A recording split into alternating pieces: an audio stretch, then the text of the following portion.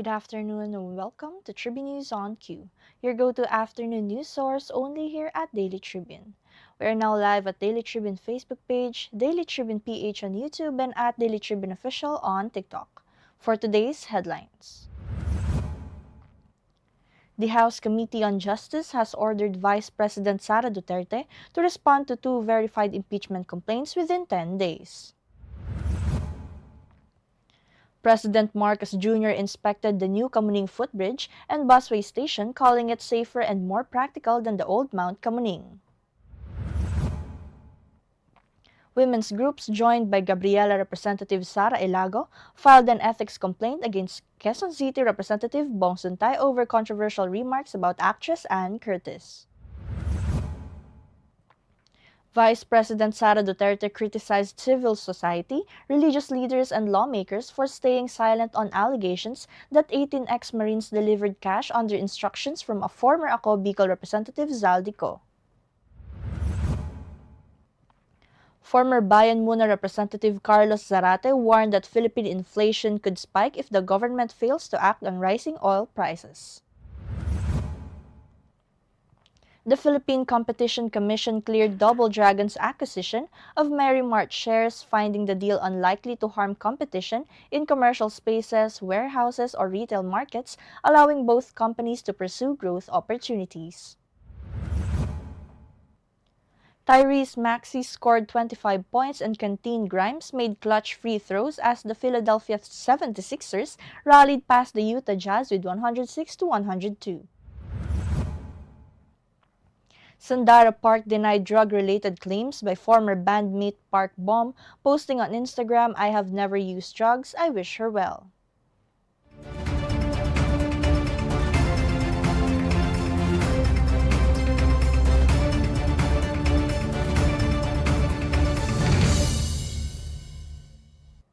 Today is the 5th of March, Thursday, and I'm Chynna Basillaje bringing you today's top stories. Let's get started. The House Committee on Justice has officially ordered Vice President Sara Duterte to respond to two verified impeachment complaints. The notice, dated March 4, directs Duterte to submit her verified answer within 10 days and share a copy with the complainants. The complaints allege betrayal of public trust, culpable violation of the Constitution, and misuse of 612.5 million pesos in confidential funds. They also cite threats against President Ferdinand Marcos Jr. and his family. The committee, chaired by Representative Jorvil Luistro, found the complaints sufficient in form and substance. President Ferdinand Bongbong Marcos Jr. inspected the new Kamuning footbridge and busway station on Thursday, calling it safer and more practical than the old Mount Kamuning footbridge. Marcos, joined by First Lady Liza Araneta Marcos and their son Vinny, said the old structure would soon be demolished. The new station features expanded platforms, universal accessibility, improved commuter amenities, and enhanced safety measures. The 87 million pesos project aims to provide seamless intermodal access for commuters, following directives from the President after his June 2025 site inspection.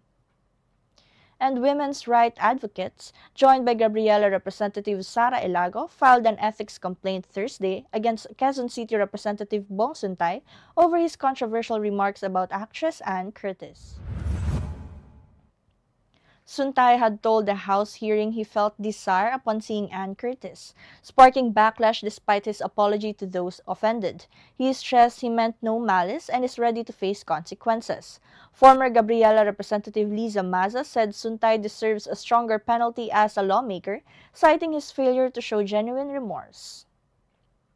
And Vice President Sara Duterte on Thursday criticized the silence of civil society groups, religious leaders, and lawmakers regarding allegations that 18 former Marines delivered suitcases of cash under instructions from former Ako Bicol Representative Zaldico. Duterte, facing impeachment complaints herself, said corruption investigations should not be selective and slammed the current administration for inaction on billions in alleged kickbacks tied to flood control, the ICC, and efforts against her. She emphasized the people's money should not be put in suitcases and the truth should not be kept in silence. And former Bayan Muna Representative Carlos Isagani Zarate on Thursday warned of a possible surge in Philippine inflation if the government fails to address the ongoing oil price crisis. Zarate cited February's inflation rise to 2.4% and said higher oil prices could drive up transportation, food, and electricity costs, hitting ordinary Filipinos hardest. He urged Congress to fast-track the Presyo Ibaba bill and push structural reforms in the oil sector to protect citizens from the economic impact of global conflicts in the Middle East. Now in business, Double Dragon Corporation can move forward with its proposed acquisition of shares in Merrimart Consumer Corp after receiving clearance from the Philippine Competition Commission. The PCC's Mergers and Acquisitions Office found the deal is unlikely to lessen competition in commercial space leasing, warehouse facilities, or retail markets. Consultations with industry stakeholders confirmed that both upstream and downstream markets remains competitive. The clearance allows Double Dragon, operator of City Mall and Central Hub, and Merrimart, a growing retail chain, to pursue growth and opportunities while ensuring consumer choice and market competitiveness. And the Philippine Stock Exchange Index traded higher at noon, climbing 38.55 points or 0.61% to 6,346.39. The broader all-shares index also rose 0.68%, reflecting positive sentiment in the local market. Leading the gains was the mining and oil sector, which surged more than 2.6%. Among the most actively traded stocks were ICTSI, BDO, URC, and Jollibee Foods Corporation. Meanwhile, BPI slipped slightly in trading. Investors continue to monitor global market movements and economic signals that could influence the direction of Philippine equities. And in sports, Tyrese Maxey scored 25 points and Quentin Grimes hit clutch free throws to lift the Philadelphia 76ers to a 106-102 win over the Utah Jazz on Wednesday. Jabari Walker added a double-double with 22 points and 10 rebounds for Philadelphia, which played without Joel Embiid, Kelly Oubre Jr., VJ Edgecombe, and Paul George. Keontae George led Utah with 30 points, but back-to-back three-pointers in the fourth couldn't stop the Sixers' late rally to secure the victory. And in the entertainment scene, Sandara Park has firmly denied recent drug-related claims made by former bandmate Park Bom. In a brief Instagram story on Wednesday, Sandara stated, "I have never used drugs, I wish her well." The response came after Bom posted a now-deleted letter suggesting past controversies over Adderall were used to cover up an alleged incident involving Sandara.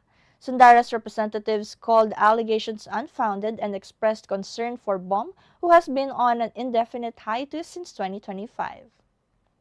And Katribo, did you know today, March 5, marks the celebration of Women's Role in History Month in the Philippines.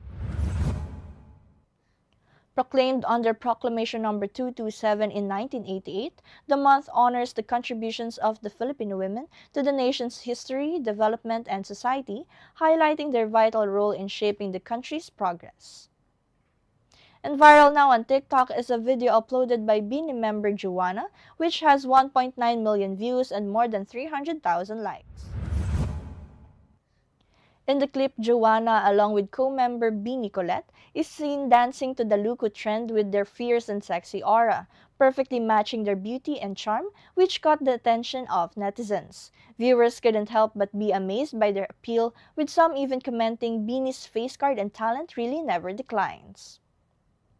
That's all for now. Join us again at 4:30 p.m. still here on Daily Tribune's Facebook page, Daily Tribune PH on YouTube, and at Daily Tribune Official on TikTok.